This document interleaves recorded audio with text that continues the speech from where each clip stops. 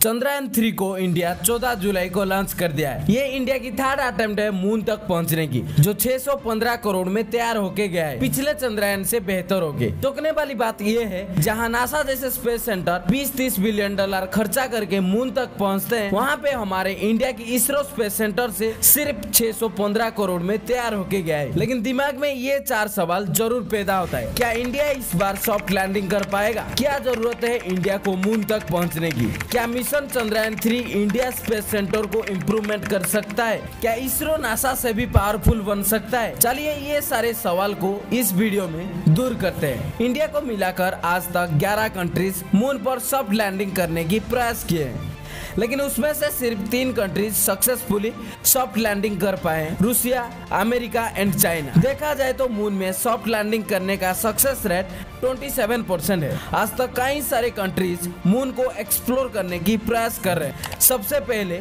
1959 में रूसिया की spacecraft Luna 2 moon surface पर सक्सेसफुली लैंड किया था, जब हमारा इंडिया सोचा तक नहीं था मून तक जाने के लिए। उसके बाद 1969 में अमेरिका पहली बार के लिए अपना ह्यूमन को मून तक पहुंचाया था। Neil Armstrong was the first person who walk on the moon, जब हमारा इंडिया का नया स्पेस सेंटर का शुरुआत हुआ। लेकिन आज इंडिया इतिहास बना दिया है, सबसे कम बजट में मून तक जाने की प्रयास हो भी पूरे तरीके से well develop and high technology को लेकर इसरो ने ये कर दिखाया। बात है 2008 की। कई सारे रिसर्च के बाद इंडिया स्पेस रिसर्च ऑर्गेनाइजेशन अपना पहला स्पेस क्राफ्ट लॉन्च करता है, चंद्रयान सतीश धवन स्पेस सेंटर से। ये मिशन इंडिया की स्पेस प्रोग्राम के लिए एक मेजर प्रोत्साहन था। इंडिया का पहला प्रयास था मून को एक्सप्लोर करने की।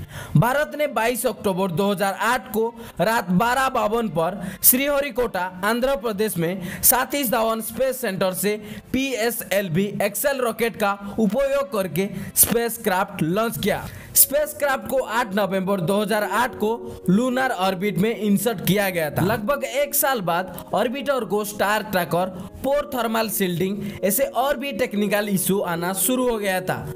बहुत सारे प्रॉब्लम को सामना करना पड़ा। चंद्रयान ने 28 अगस्त 2009 को लगभग रात की 8 बजे पर संचार करना बंद कर दिया। कुछ टाइम बाद इसरो ने ऑफिशियली डिक्लेयर कर दिया कि ये मिशन यहाँ पर समाप्त हो गया है। चंद्रयान का मिशन कंप्लीट तो नहीं हो पाया, लेकिन ये बता दिया कि मून में पानी का उपस्थित है। इंडिया ने इस मिशन के बाद हार नहीं माना, गलती को सुधारने का प्रयास किया और ठीक 11 साल बाद 2019 में चंद्रयान-2 लॉन्च किया गया था। चंद्रयान-2 का भी मेन ऑब्जेक्टिव था सॉफ्ट लैंडिंग करना। चंद्रयान-2 का लॉन्च सक्सेसफुली हुआ था। अर्थ से मून तक की सफर 3,84,400 किलोमीटर की दूरी सक्सेसफुली कंप्लीट कर दिया था, लेकिन लैंड करने से पहले सरफेस से सिर्फ आधा किलोमीटर दूरी होने की बावजूद एक सॉफ्टवेयर ग्लिच की वजह से चंद्रयान-2 सॉफ्ट लैंडिंग नहीं कर पाया। प्लान यही था कि चंद्रयान-2 14 दिन के लिए मून में स्टडी करेगा और हम तक इंफॉर्मेशन देगा, लेकिन कम्युनिकेशन डिवाइस फेल होने की वजह से मिशन अधूरा हो गया।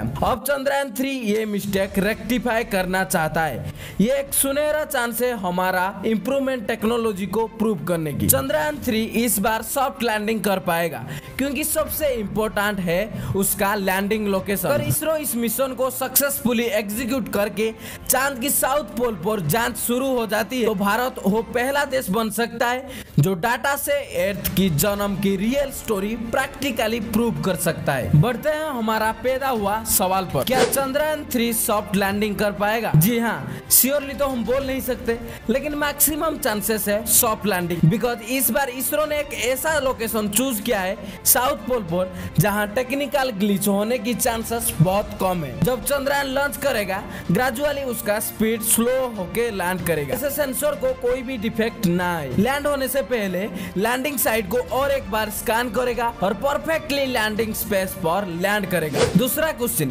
क्या जरूरत है इंडिया को मून तक पहुंचने की? चंद्रयान मून में पहुंचने के बाद अपना रोवर से सॉइल में क्या क्या कंपोजिशन है, कहाँ वाटर है, एटमॉस्फेयर कितना थिन है, इतना थिन क्यों है, इसको भी सॉल्यूशन निकालने का कोशिश किया जाएगा। अगर इसरो ये मिशन को सक्सेसफुली कंप्लीट कर पाता है, तो भारत पहला देश होगा जो अर्थ की जन्म की इतिहास निकाल पाएगा। यही एक टाइम है हमारे इंडिया की टेक्नोलॉजी को प्रूव करने की, हमारा इंडिया कितना इम्प्रूवमेंट हो चुका है।